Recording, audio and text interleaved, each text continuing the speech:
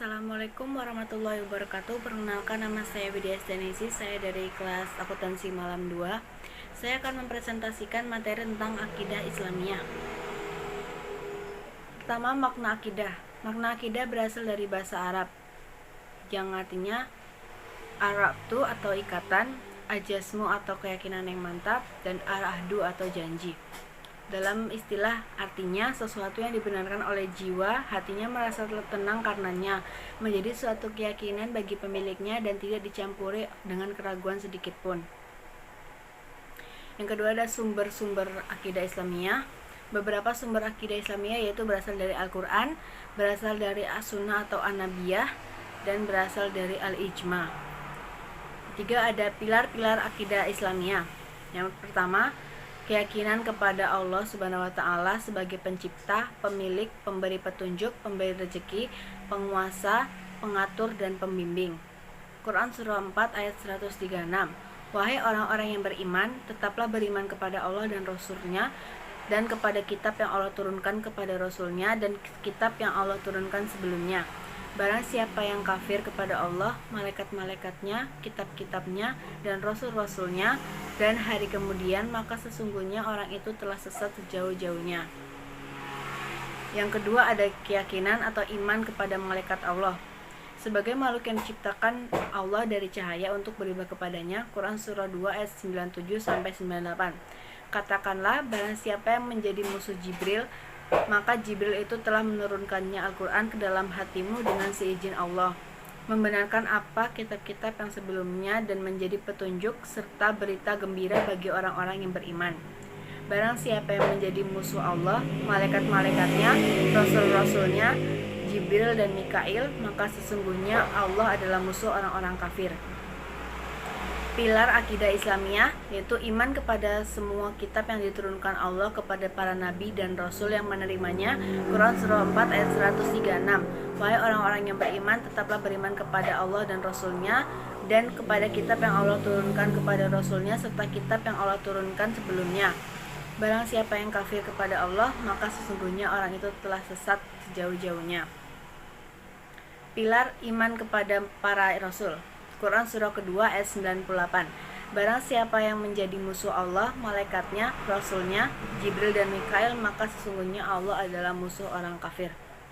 Iman kepada hari akhir. Quran surah keempat ayat 135.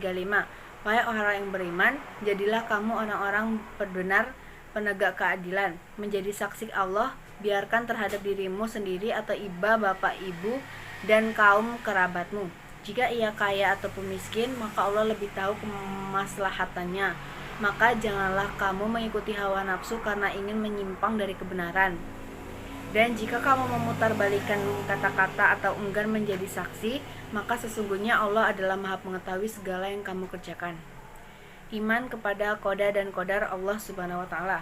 Quran surah ke-25 ayat 2. Yang kepunyaannya lah kerjaan langit dan bumi, dan dia tidak mempunyai anak dan tidak ada sekutu baginya dalam kekuasaannya, dan dia telah menciptakan segala sesuatu dan dia menetapkan ukuran-ukurannya dengan serapi-rapinya. Yang ketiga ada makna iman. Secara bahasa, makna iman adalah membenarkan atau tajhid. Secara istilah, iman adalah mengucapkan dengan lisan, membenarkan dengan hati, dan mengamalkan dengan perbuatan. Konsekuensi keimanan. Yang pertama adalah mencintai Allah dan Rasul-Nya melebihi dari mencintai segala sesuatu yang lainnya termasuk dirinya sendiri. Quran surah ke-9 ayat 24.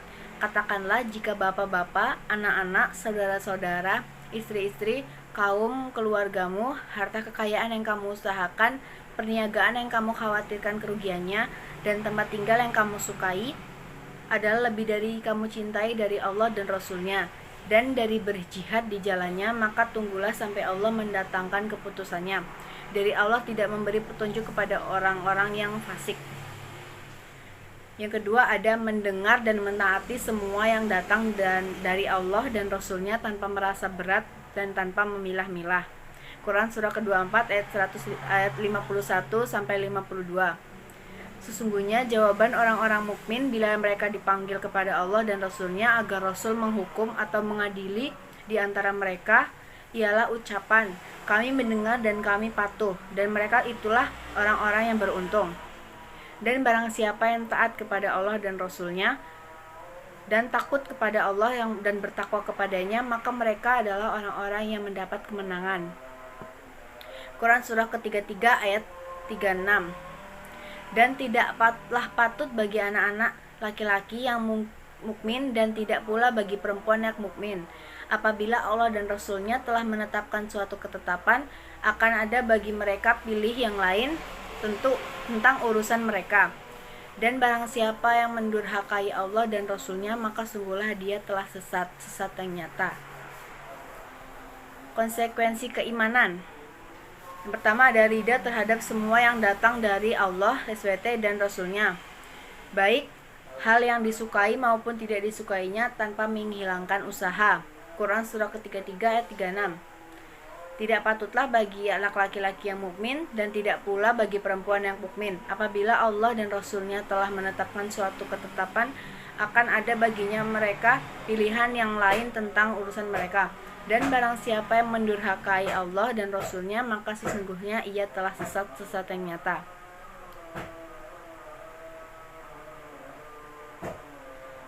Selanjutnya ada yang ketiga, takut hanya kepada Allah Subhanahu wa Ta'ala, takut tidak mendapat kasih sayangnya, dan takut bermaksiat kepadanya.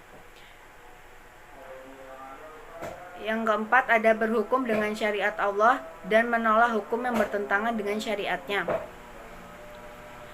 Quran surah ke-6 ayat 114. Maka patutlah aku mencari hakim selain daripada Allah, padahal dialah yang telah menurunkan kitab Al-Quran kepadamu dengan terperinci. Orang-orang yang telah kami datangkan kitab kepada mereka mengetahui bahwa Al-Quran itu diturunkan dari Tuhanmu yang sebenarnya. Maka janganlah kamu sekali-kali termasuk orang yang ragu-ragu. Konsekuensi keimanan yaitu selalu beramal saleh, meninggalkan maksiat, dan berjihad di jalannya untuk menegakkan kebenaran. Quran surah 103 ayat 2-3. Sesungguhnya manusia itu benar-benar dalam kerugian kecuali orang-orang yang beriman dan mengerjakan amal soleh, dan menasehati supaya menaati kebenaran, dan menasehati supaya menetapkan kesabaran. Quran surah 33 ayat 23. Di antara orang-orang mukmin itu ada orang-orang yang menepati apa yang telah mereka janjikan kepada Allah. Maka di antara mereka ada yang gugur, dan di antara mereka ada pula yang menunggu, dan mereka tidak merubah janjinya. Quran surah 49 ayat 15. Sesungguhnya orang yang beriman itu hanyalah orang-orang yang percaya atau beriman kepada Allah dan Rasul-Nya. Kemudian mereka tidak ragu-ragu dan mereka berjihad dengan harta dan jiwa mereka pada jalan Allah. Mereka itulah orang-orang yang benar. Sifat-sifat orang beriman. 1. Jika disebut nama Allah Subhanahu wa Ta'ala, bergetar hatinya karena cinta, harap, dan takut kepadanya. Jika dibacakan Al-Quran, bertambahlah keimanannya dan mereka selalu bertawakal kepadanya. Quran surah 8 ayat 2. Yang kedua, senantiasa mendirikan sholat dan menafkahkan sebagian rezekinya untuk orang fakir, miskin, dan anak yatim. Quran surah 8 ayat 3. Yang ketiga, beriman kepada rukun iman yang 6 dengan keimanan yang sempurna tanpa merasa ragu-ragu sedikit pun.